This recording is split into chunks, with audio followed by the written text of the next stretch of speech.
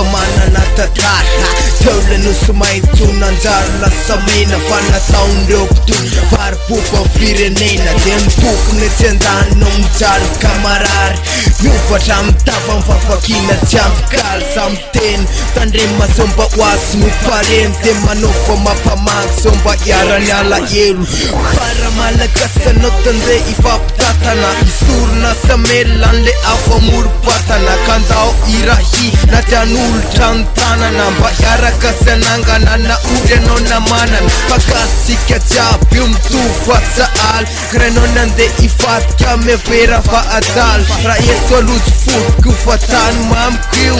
tany naterahako paradisako io Madagascar, anao le tany tsara tany manalasa toetrany tsara eo aminao daholo re zava-diavakolo eo anay etono fa ny anay tsisolono Madagascar, anao le tany tsara tany manalasa toetrany tsara eo aminao daholo re zava-diavakolo eo anay etono fa ny anay tsisolono Miova kehitriny tsy mitovy amin'ny fahiny zava-miseho dia lasa miseho amina biby nagaga mavariny mampametraka fantaniny oviana Madagasikara vao tava voaka mitsitsiny namba eny mipifaliny ho lavitsiny tebiteby sy ny fangirifiny he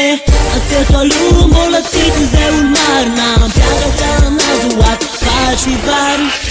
satria mbola fitiavan-tena no manjaka fediny tsy aizano mahazo lape dia le vahoaka miadina dia hita tsy mazaka tena miova toko Madagasikara sotandrazako malala atampo satria ataondreo manakatao kilalao ny fiainam-bahoaka amizao Madagascar, anao le tany tsara tany